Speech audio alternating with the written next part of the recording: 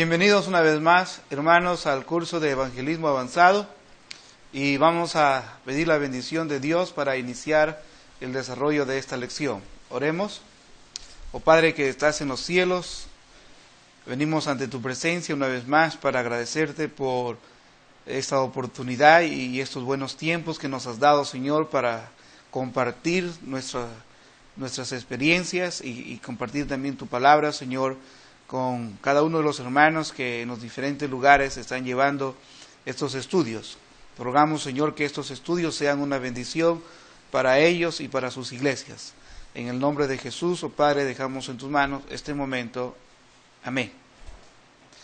Muy bien, hermanos, llegamos a otra parte de esta lección de evangelismo y ahora vamos a entrar aquí a este tema que dice cualidades del obrero ganador de almas. Es el título de la lección de esta mañana. Cualidades del obrero ganador de almas. Cualidades se refiere a las características que un obrero del Señor que está involucrado en el evangelismo debe reunir. Espero que al mencionar esto, usted se vaya asociando y vaya encontrando estas características en su vida. Pero antes de mencionarle la primera característica o la primera cualidad que todo evangelista debe poseer, quiero que entendamos esta palabra que está aquí en la pizarra. Obrero.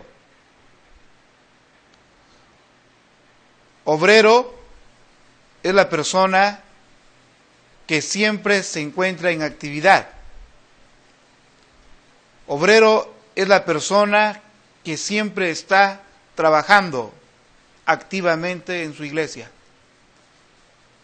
Entonces, si usted está llamado por Dios para ser un pastor o un misionero, recuerde que hay una palabra que usted no debe desligar de su ministerio. Si es misionero, usted debe ser un obrero del Señor. Si usted es un pastor, debe ser un obrero del Señor. Si usted es un evangelista, debe ser un obrero del Señor. ¿Por qué obrero? Porque el obrero generalmente es el que hace la mayor parte del trabajo. Y quizás diríamos el trabajo más pesado, de más responsabilidad. Entonces nosotros podemos pensar que nosotros somos siervos de Dios para dirigir la obra de Dios desde nuestra oficina. Entonces yo quiero decirle que eso no existe. El misionero, el pastor, el líder, el evangelista no hace su trabajo desde una oficina. Porque el que está en una oficina es el que está dando las órdenes para que otros lo hagan. Pero usted debe entender que nosotros las órdenes ya las tenemos en el mandato que Jesús entregó a su iglesia. Y el Nuevo Testamento está lleno de órdenes, de mandatos que usted debe obedecer. Por lo tanto, usted debe ser un obrero del Señor. No debe caer en el error de pensar que desde su oficina usted va a hacer crecer su iglesia. No piense que desde su oficina usted va a ganar almas para el Señor. No piense que desde su oficina usted va a tener éxito en su ministerio. El éxito lo va a obtener cuando usted se entregue a ser un obrero, cuando usted camine con su gente, con su grupo, para ganar almas. Hermanos, quiero mencionar entonces la primera característica del obrero ganador de almas. Y el primer paso, hermanos, que debemos aprender es esto. La cualidad que debemos reunir, número uno, es que debe ser un verdadero cristiano.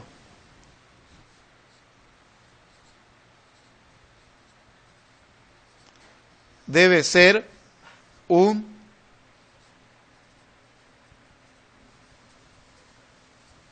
verdadero cristiano. Esta es la cualidad número 1 para iniciar este estudio. Si no nos damos cuenta de nuestra situación con Dios, vamos a engañarnos a nosotros y vamos a engañar a los demás. ¿Sucede esto en el ministerio? Yo digo que sí. Se ha visto en la realidad a hombres que han sido internados en un seminario, luego han sido ordenados, comisionados para una misión y de pronto han tenido que declarar la verdad y decir: no siento el llamado de Dios, no siento que soy salvo. Sucede, hermanos, en los ministerios. Sucede también en la congregación. Tenemos miembros en la iglesia, pero los pastores no sabemos quiénes son verdaderos cristianos y quiénes no. Hay personas que hicieron una profesión de fe por emoción, por interés, pero no les nació el deseo de nacer de nuevo. No les nació, hermanos, el deseo de ser salvos, porque nunca lo entendieron. Pero sin embargo, levantaron su mano alguna vez. Sin embargo, caminaron a las aguas del bautismo. Pero por dentro sabían que no eran salvos. Y eso puede suceder a cualquier persona, hermanos, en cualquier iglesia. No diga que en su iglesia no ha sucedido. Y si no ha sucedido en su iglesia, un día puede suceder. Por eso es importante hablar de este primer punto. Cualidades del obrero ganador de almas. Primero, debe ser un verdadero cristiano. Debe haber experimentado el encuentro con su Señor, con su Salvador. Debe llevar por dentro la marca de esa experiencia inolvidable. Cuando una persona acepta a Cristo, ha entrado a una experiencia inolvidable en su vida. Eso va a marcarle por el resto de su vida.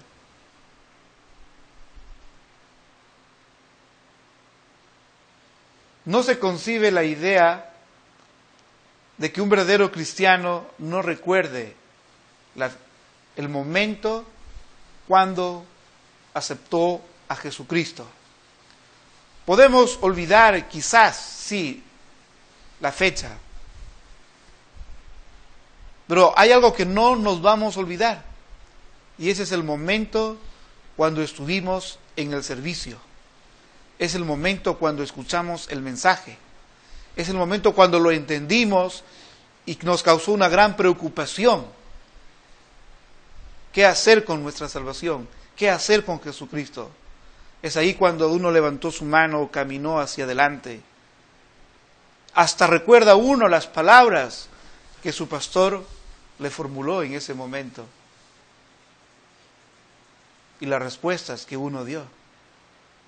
Desde ese momento, algo dentro de nuestro ser empieza a moverse y empieza a mostrarse en un gozo de que hemos recibido a Jesucristo, de que hemos entrado en una experiencia inigualable.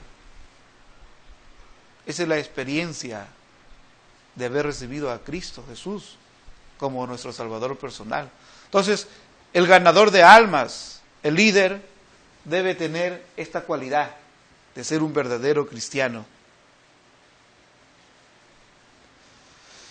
Ese es el primer paso, hermanos, para ganar a otros para Cristo, que es haber recibido a Cristo primero. En Lucas capítulo 22, el versículo 32,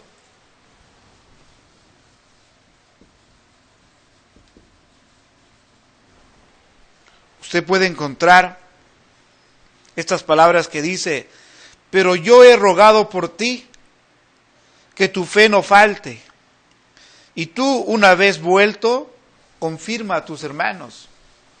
Jesús le está hablando a Pedro acerca de su fe, acerca de su experiencia de haber encontrado a Cristo.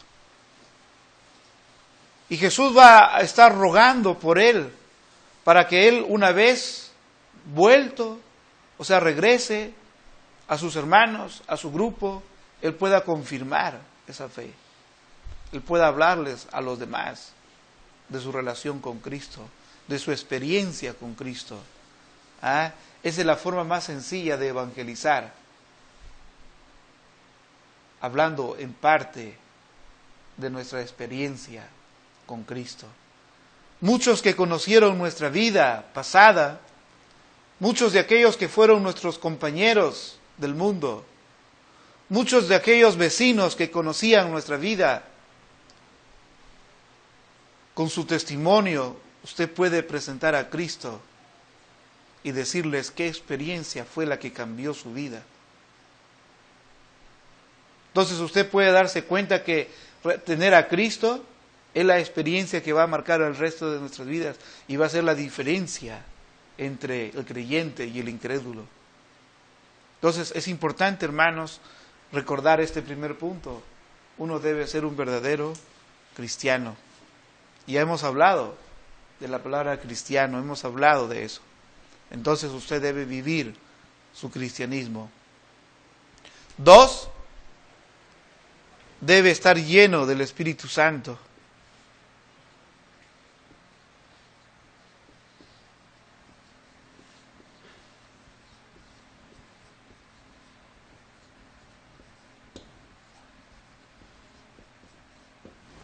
Debe estar lleno del Espíritu Santo. Todos los salvos tienen el Espíritu Santo. Todos los salvos tienen el Espíritu Santo. Pero no todos están llenos del Espíritu Santo. ¿Ah? Interesante esta palabra. Todos los salvos tenemos el Espíritu Santo, pero no todos estamos llenos del Espíritu Santo. Hechos capítulo 4, en el versículo 8 del libro de los Hechos, dice, hermanos, entonces Pedro, lleno del Espíritu Santo, les dijo, gobernantes del pueblo y ancianos de Israel. Note aquí la cita bíblica.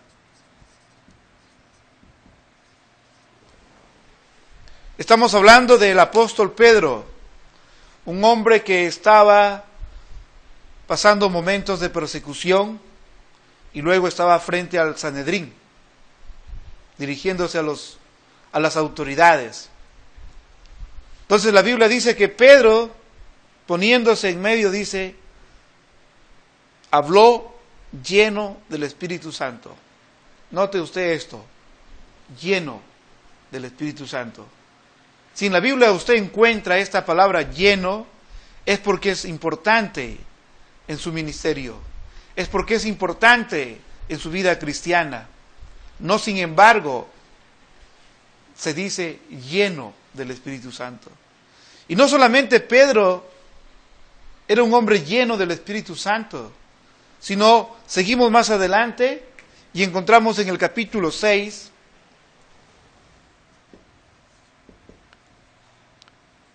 en el versículo 3, notamos más adelante, hermanos, algo que no solamente Pedro era un hombre lleno del Espíritu Santo, sino también dice, hermanos, cuando la iglesia estaba en busca de los diáconos, ¿qué dice, hermanos? El versículo 3 dice, buscad pues, hermanos, de entre vosotros a 7 varones de buen testimonio, llenos del Espíritu Santo y de sabiduría, a quienes encarguemos este trabajo. Había que reunir 3 requisitos para estar dentro del diaconado. Uno de ellos, hermanos, era ser llenos del Espíritu Santo. Esto significa, hermanos, que hay que darle importancia a esta palabra. Creemos que todos los salvos tenemos el Espíritu Santo, porque hemos nacido de nuevo. Pero también creemos que no todos los salvos están llenos del Espíritu Santo. Creemos, según la Biblia, que cuando la iglesia necesita del diaconado, la iglesia no es que escoge de todo el grupo de hermanos, sino que la iglesia pone algunos requisitos. Y estos requisitos era tener buen testimonio, ser llenos del Espíritu Santo y ser hombres de sabiduría. Por eso, hermanos, he tomado este versículo para que usted entienda que no solamente Pedro, por ser apóstol, era un hombre lleno del Espíritu Santo, sino también las personas que iban a ejercer el diaconado. Tenían que ser personas que estén cubiertas totalmente por el Espíritu Santo. ¿Y qué significa ser lleno? Ser lleno significa, hermanos, que uno debe permitirle que el Espíritu Santo pueda tener la dirección de nuestras vidas. Ser personas más espirituales en nuestra relación con Dios, dejando a un lado la carnalidad, dejando a un lado lo que estorba al trabajo del Espíritu Santo. Entonces, hermanos, cuando nos ponemos en estas condiciones, Dios nos va a usar grandemente. Esta iglesia necesitaba de hombres que sean capaces de ayudar en la iglesia. Y miren, hermanos, qué responsabilidad tienen estos hermanos en la iglesia. Por eso, hermanos, usted no tenga la iglesia en menos. La iglesia, hermanos, es algo muy importante. Hágase daño a usted, pero no haga daño a la iglesia. La iglesia necesita, hermanos, de hermanos llenos del Espíritu Santo. No es cualquier hermano que tiene que tener un liderazgo en la iglesia. Por eso que Dios nos dé la sabiduría necesaria para poder estar tomando las decisiones correctas para ser usados por el Señor.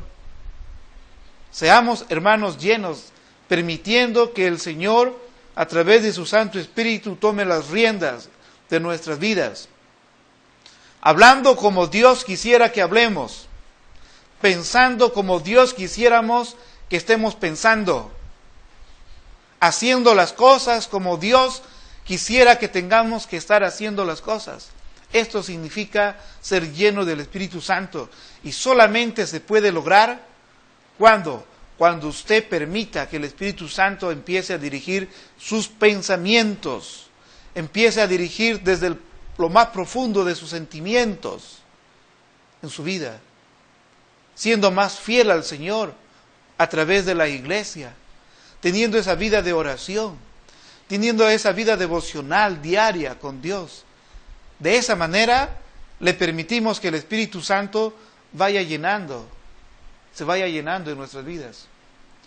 Lo opuesto, lo contrario, es cuando el apóstol Pablo dice: no contristéis al Espíritu Santo.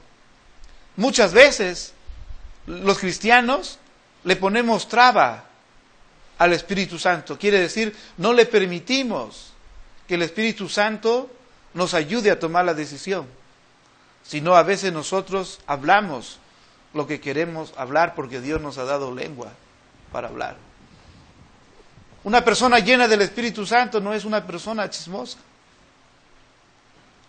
Una persona llena del Espíritu Santo no es una persona con malicia en su mente. Una persona llena del Espíritu Santo no es una persona que obvia la vida de oración, la vida devocional en su vida diaria.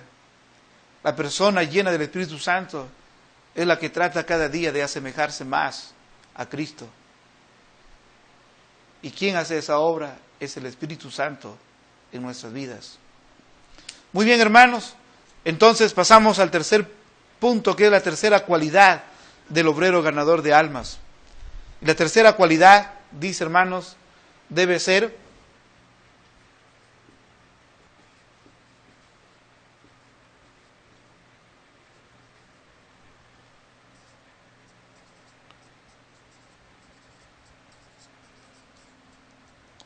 un hombre de oración.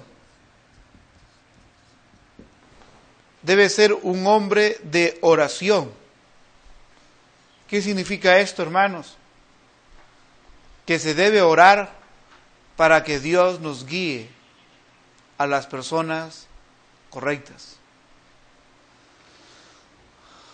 Cuando nosotros pensamos en evangelismo y queremos trabajar en evangelismo,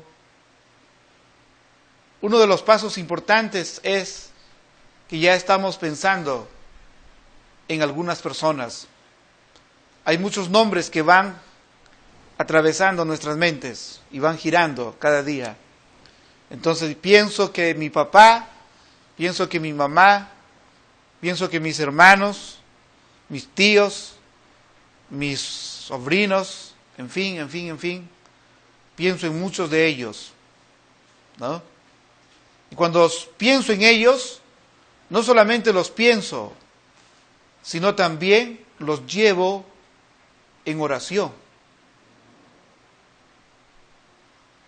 para que Dios me ponga a las personas que están necesitando de mi ministerio como un obrero ganador de almas.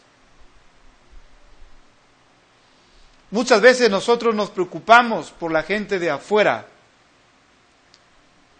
y estamos descuidando la gente que está dentro en nuestras familias, la gente que vive cada día con nosotros y duerme bajo el mismo techo. Es mi recomendación que nosotros atendamos a esto y oremos a Dios, pidiéndole a Dios que Dios nos guíe a las personas que están teniendo una gran necesidad del Evangelio. Es bueno iniciar por casa. Es bueno trabajar con nuestras familias para lograr su salvación. Y luego después salir hacia afuera. Hacia afuera hay mucha gente en gran necesidad de la palabra de Dios. Hay gente que está hambrienta y sedientas de la palabra de Dios. Entonces usted debe orar para que Dios le lleve a estas personas. Se debe orar para que Dios nos dé las palabras adecuadas para usar en ese momento. Hay situaciones en que a veces no nos sentimos muy bien. Entonces debemos orar también para que cuando estemos en el momento de testificar, que Dios nos dé las palabras adecuadas para hablar de Él. Que no salgan de nuestra boca palabras que puedan ofender o herir a las personas. Debemos orar a Dios que no salgan palabras que no sean las palabras del Señor. Entonces, hermanos, necesitamos orar por estas razones. Debemos orar para que Dios continúe la obra en esa persona. Si una persona ya recibió el Evangelio en un momento, luego debemos orar que esa persona pueda seguir continuando recibiendo el Evangelio o recibiendo las enseñanzas, ¿no? Que no quede solamente como una primera lección o un primer encuentro, sino que debemos orar a Dios, que Dios permita que esas personas continúen teniendo sus estudios. Entonces, hermanos, recuerde esto, es muy importante. Debemos ser hombres de oración, personas de oración. Cuando digo hombre, hermanos, estoy generalizando. Ahí está incluida la mujer también, porque la mujer es líder también en la iglesia, en evangelismo. Conozco hermanas, mujeres que han ganado almas para el Señor, hermanas que han luchado junto al lado de un hermano o del ministerio de un pastor y han ganado almas para el Señor. Recuerde cómo el apóstol Pablo habló de aquellas mujeres que recomendaba que se les recibiese, porque eran mujeres que habían combatido juntamente con él. No dice en la cocina, dice que combatieron juntamente conmigo en el Evangelio. Entonces, recuerde usted, hermano o hermana, si está usted dirigiendo células cristianas, sea una persona de oración por todo lo que he mencionado dentro de la oración. También usted debe tener esta cualidad, debe desear ver almas salvas.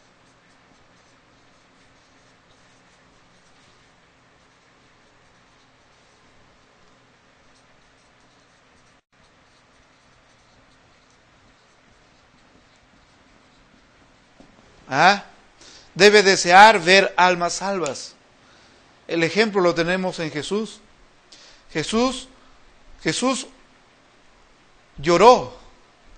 Jesús lloró por su pueblo Jerusalén. Jesús lloró por su pueblo Jerusalén. ¿Por qué? Porque su pueblo de Jerusalén no estaba respondiendo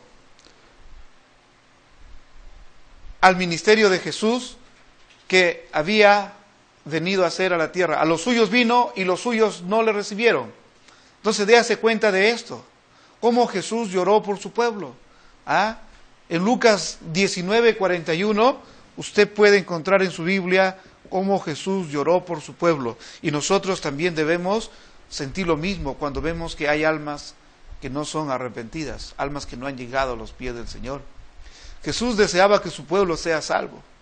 El ganador de almas debe desear también lo mismo, empezando desde su familia y saliendo hacia afuera. 5. Debemos tener confianza en el poder de la palabra de Dios. Debemos tener confianza en el poder de la palabra de Dios.